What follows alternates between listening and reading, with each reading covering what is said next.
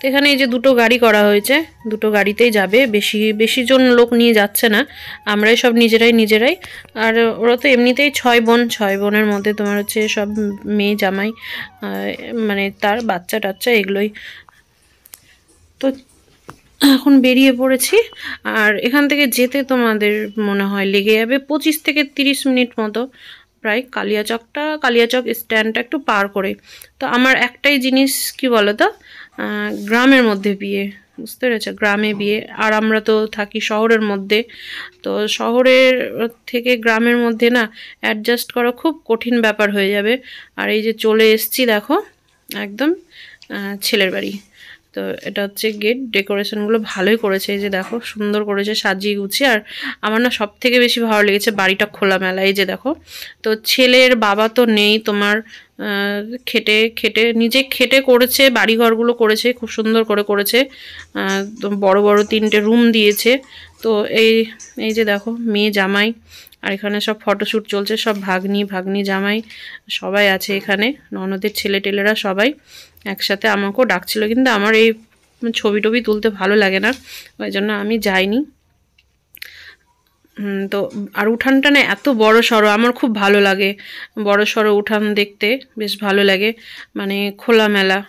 মানে আমাদের কি বলতো, উঠোন জিনিসটাই না নেই, বাবার বাড়িতে যেমন পেয়েছি শ্বশুর বাড়িতেও পেয়েছি, এখানে উঠোন জিনিসটা নেই, খুব বিরক্ত লাগে। আর এই যে এখন খেতে বসবো, তো এটা তোমরা শর্ট ভিডিওতে পেয়ে যাবে মানে কি খাওয়ানো দাওয়ানো হয়েছে। আর এই যে চলছে এখন ডিজে, তো ডিজের সামনে না দাঁড়াতে আমার কেমনই লাগে, বুকের মধ্যে মানে কি ধরপড় করে। আর এখানে এই যে আমার ভাগ্নির মেয়েটে সবাই নাচছে, আর মানে ওরা নাচতে চাইছিল না, লজ্জা করছিল, ওদেরকে আবার সবাই ডাকলো এরা ছেলের বাড়ি। আর এই যে এখন ছেলেকেও ডেকে নিয়েছে, দেখো ছেলেও নাচানাচি শুরু করেছে। তো আমার একটাই জিনিস বেশি ভালো লেগেছে, যে ছেলে নিজে খেটে এই বয়সে যে বাড়ি টাড়ি করেছে, আমার এটাই বেশ ভালো লাগলো। হ্যাঁ, গ্রামে বিয়ে হোক গা, কিন্তু মানে খুব ভালো লাগলো, মানে বাবা নেই, নিজে খেটে করেছে, এটাই অনেক, আর কি লাগে। আর দুটো সম্মান, ভাত কাপড় দুটো পেলেই হলো, আর কি।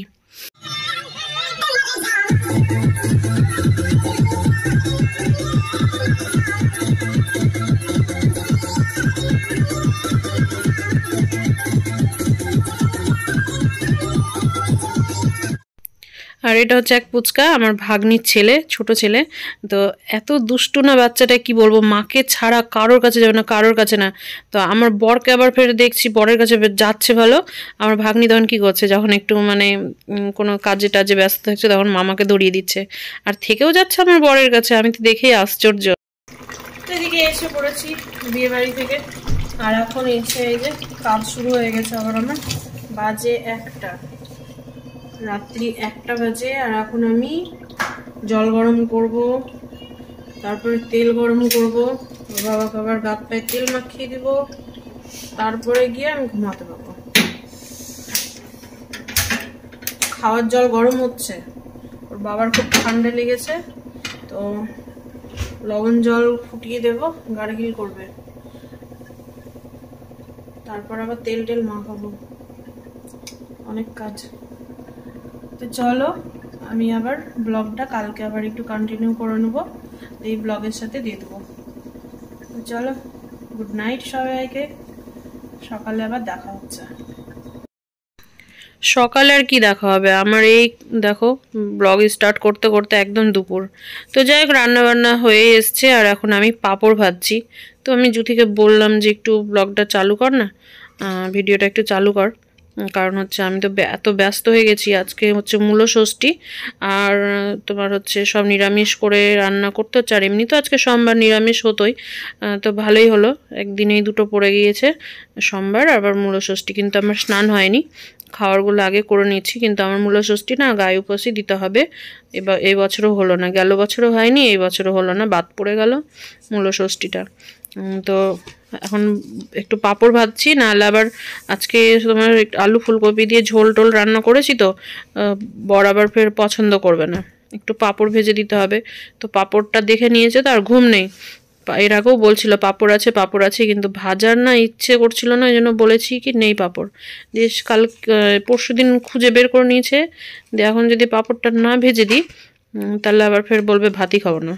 ওই জন্য ভাবলাম পাঁপড়টা ভেজে নিই। আমার পাঁপড় ভাজতে কেন যে বিরক্ত লাগে আমি নিজেও বুঝতে পারি না। তো চলো পাঁপড় টাপড়গুলো ভেজে নিই।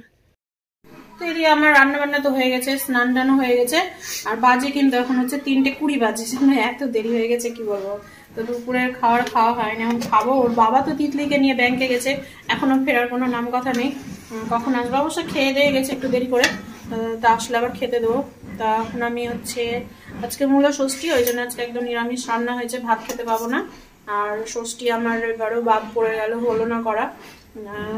এখন খাবো, খেয়ে হচ্ছে জুথিকে নিয়ে আবার যাবো সোনা স্ক্যান যাবো পেটের ছবি করাতে। পেটের ছবি টবি করিয়ে একবারে ডাক্তারের কাছে নামটাম লিখিয়ে আসবো। দেরি হয়ে গেল বিয়ে টিয়ের জন্য, না দেরি হয়ে গেল। 16-17 তারিখের মধ্যে ডেকেছিল পেটের ছবি নিয়ে। আজকেই তো কি 18 তারিখ না, আজকে 18 তারিখ হয়ে গেল। পেটের ছবিটা হয়ে গেলে যদি কালকে হয়, আবার না ডাক্তার আবার 30টার বেশি দেখে না, কবে হবে না হবে কি জানি, দেখি।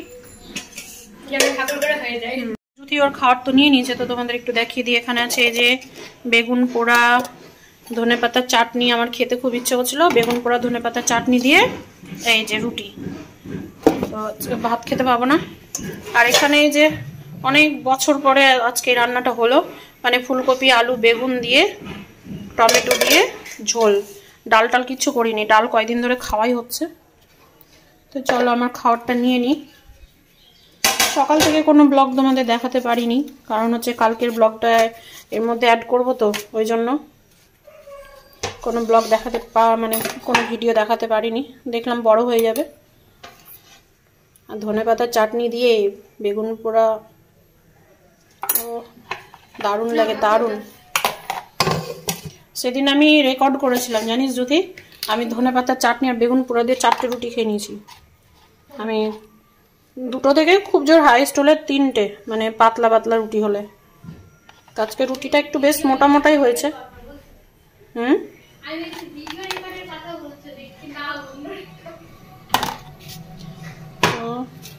চলো ঝোল এগুলো তরকারি খাবো কিনা জানি না, এটা দিয়েই ব্যাস কাফি, আজকের খাবারটা জমে যাবে। তো কোনো ভাতের তো ঠেকা ছোঁয়া না, ওই জন্য বিছানাতে রাখলাম, কেউ কিছু মনে করো না। এখন খেতে খেতে একটু টিভি দেখে নিই। তো জুথিয়ে নিয়ে গেছিলাম সোনা স্ক্যান, পেটের ছবি টবি করিয়ে নিয়ে চলে এসেছি। অনেকক্ষণ হলো এসে একটু বসলাম, জামা কাপড় গুছালাম, ফ্রেশ হয়ে এখন এই যে লেপের নিচে ঢুকে বসে আছি, এই যে দেখো। আর এদিকে এখন তিতলি এই যে পড়ছে, এই যে। তো তিতলিকে এখন অঙ্ক করাচ্ছি, কারণ হচ্ছে এখনো তো বই সম্পূর্ণ দেয়নি। এখান থেকে ওর বাবা একটু ম্যানেজ করে এনে দিয়েছে। কি বই দিয়েছে জানো? ইংলিশ আর অঙ্ক 6-এর ম্যানেজ করে দিয়েছে। তো ওই বই দেখে দেখে এখন অঙ্কগুলো করানো হচ্ছে, তাহলে একটু এগিয়ে থাকবে আর কি। আর না করালে তো আবার ভুলে যাই। এত মেমোরি ভালো না তিতলির, কি বলবো, খুব ভালো মেমোরি তিতলির। 2 দিন লেখাপড়া 2 দিন না পড়লে ব্যাস উনি সব ভুলে যায়, এত সুন্দর মেমোরি। তো এখন একটু মুড়ি খাবো, আর হচ্ছে একটু বেগুনি ভাজবো। আমার তো বেগুনি ফেভারিট, আমি ভাজবো। তুই কর, ব্যাটারটা বানিয়ে দে সুন্দর করে। যদি ব্যাটারটা খুব ভালো বানাই, ওই জন্য বললাম ব্যাটারটা কর। পোস্ত দিয়ে দিবি একটু, পোস্ত দিলে কিন্তু ভালো। গন্ধ করছে পোস্তটা কেন গিয়ে, সেদিন নিয়ে এসেছি পোস্তটা এত মানে মনে হচ্ছে গুমো ধরা গন্ধ করছে।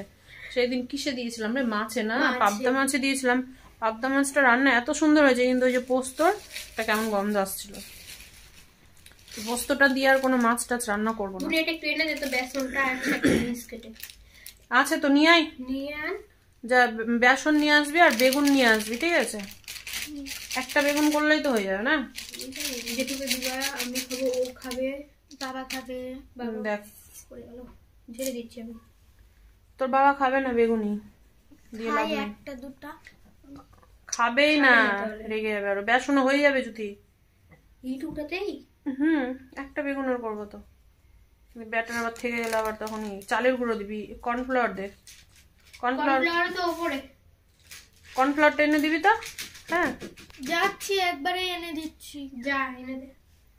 এই হচ্ছে দেখো বেগুনি ভাজা। এখন এই যে লাস্টের দিকে মানে ছিট ছাড় যেগুলো ছিল বেসনে ডুবে দিয়ে দিয়েছি সাইডগুলো।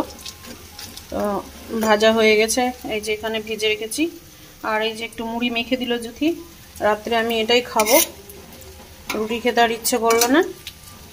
দুপুরে রুটি খেয়েছি দুটো, আর খেতে ইচ্ছে করছে না মুড়ি, এই রুটি তো মুড়ি দিয়ে বেগুনি দিয়ে খেয়ে ব্যাস ঘুমিয়ে পড়বো। ঘুমাতে কি পাবো, ওর বাবা গিয়েছে, এখন কোথায় আসবে, খাওয়া দাওয়া করবে তারপরে। তো এই যে এখন বেগুনি টেগুনি ভেজে নিয়ে এসে বসে গেলাম ঘরে, আর এখন একটা মুভি দেখবো। মুভি দেখতে দেখতে মুড়িটা খাবো। তিতলির তো পড়া হয়ে গেছে, আর জুথিরও খাওয়া হয়ে গেছে, আর এখন আমিও খেয়ে নেবো। খেয়ে দে ঘুমাতে কি আর পাবো, ওর বাবা আসবে, কখন আসবে কি জানি, আবার জল গরম তেল গরম সব বাকি আছে। তো চলো ব্লগটাকে আজকে এখানেই শেষ করলাম। সবাই ভালো থেকো, সুস্থ থেকো, সাবধানে থেকো। তো নেক্সট ব্লগে দেখা হবে তোমাদের সাথে। Tata bye bye.